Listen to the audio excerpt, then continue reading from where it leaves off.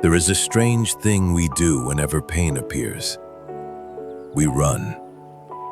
Not always with our feet, more often with our minds. We reach for distraction, explanation, noise, plans, hope, control.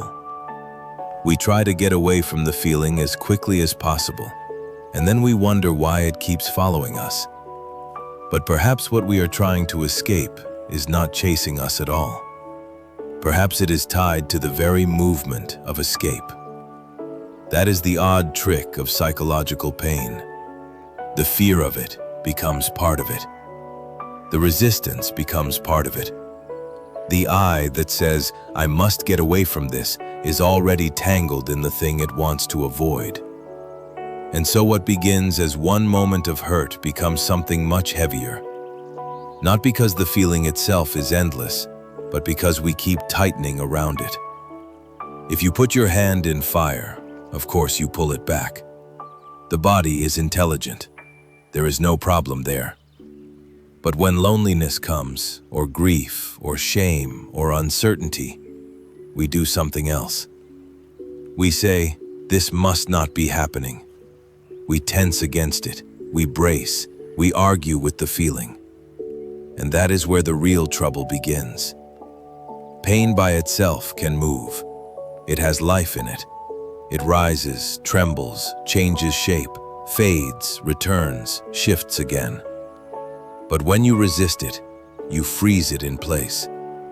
You turn a passing weather into an identity, into a private prison. It is a little like quicksand.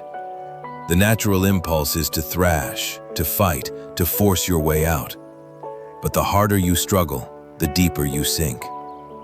Not because the sand is against you, but because frantic resistance is exactly what tightens the trap. And much of human suffering works like that. Take something simple, like lying awake at night. At first, there is only wakefulness. The room is quiet. Sleep has not yet come. But then the mind jumps in and says, "This is bad. I need to sleep. Tomorrow will be ruined. Why am I still awake?" And now there is not just wakefulness.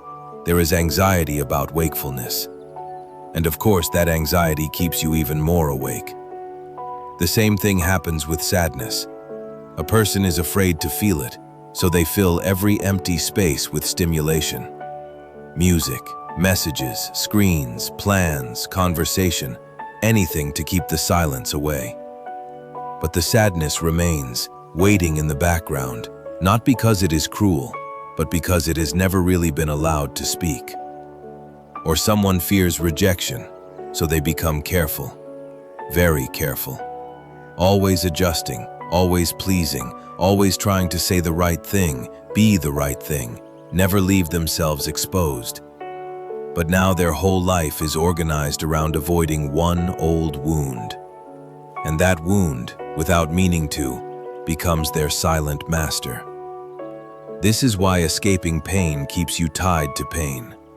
What you resist, you carry. What you fear, you organize your life around. What you refuse to feel, you continue to serve. And that is exhausting. Because now you are no longer simply living. You are bracing. You are negotiating with life. You are saying, "I will be present, but only if nothing uncomfortable happens." And life has never agreed to those terms. Life does not promise that the sea will always be calm. Love does not promise that the heart will never break. To be alive is to be vulnerable. But vulnerability is not a mistake in the design. It is part of the design. The same openness that allows you to feel sorrow is the openness that allows you to feel beauty, wonder, tenderness, love. You cannot shut one door without dimming the whole house. The walls you build to keep out pain also keep out joy. So the answer is not to become hard. It is not to become numb. It is not to learn some clever inner trick for rising above all feeling. That is still escape. And escape, even in spiritual clothing, is still escape. The real shift is much simpler and much harder for the mind to accept. It is this: Can you feel pain without turning it into a problem? Can you let it be there just for a moment without immediately trying to fix it, explain it, rename it, or outrun it? Because once you stop fighting the feeling, something curious happens. You begin to notice that much of what you called pain was actually the tension around pain. The clenching, the commentary, the story that says, "This should not be here. I cannot bear this. I must make this go away." That inner voice sounds helpful, but very often it is like someone trying to smooth water with their hands. The more they push, the more disturbed the surface becomes. There is a great wisdom in leaving muddy water alone. If you keep stirring it, demanding clarity, it stays cloudy. But if you let it rest, the dirt settles on its own. The psyche is often like that.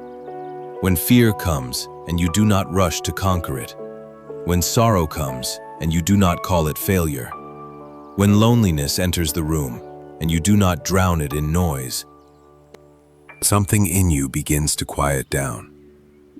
Not because the feeling vanishes instantly, but because you are no longer feeding it with resistance. And then you may discover that pain is not as solid as it seemed.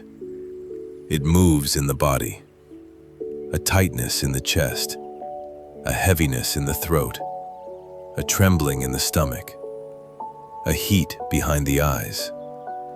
If you stay close to the actual sensation, instead of the story about it, it becomes less like a wall and more like a wave. And waves do not need to be defeated. They need to be allowed. This does not mean making a virtue out of suffering. It does not mean pretending pain is pleasant. Hurt still hurts. Grief still aches. Fear still shakes you. Let us be honest about that. But the hurt itself is one thing. The war against hurt is another. And it is usually the war that makes the suffering feel endless. So much of what we call my pain is pain that has been woven into identity. I am the anxious one. I am the wounded one. I am the one who must never be hurt again. And there is a strange comfort in that, because identity gives pain a shape. The ego would often rather have a familiar misery than an unfamiliar freedom. At least misery feels solid. At least it tells a story about who I am. But freedom is not solid in that way. Freedom is fluid. It does not say, "I have finally arranged life so that nothing unpleasant touches me." It says, pleasure comes, pain comes, both move, and I do not have to cling to either. That is a very different kind of peace. Not comfort, peace. Comfort depends on conditions. Peace does not. If you say, "I will be at peace when this feeling goes away," you will always be waiting. Because another feeling will come, another fear, another loss, another uncertainty. Life keeps moving.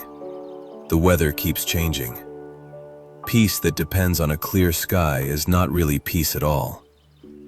Real peace is discovering that even in the middle of inner weather, you do not have to be at war. And that changes everything.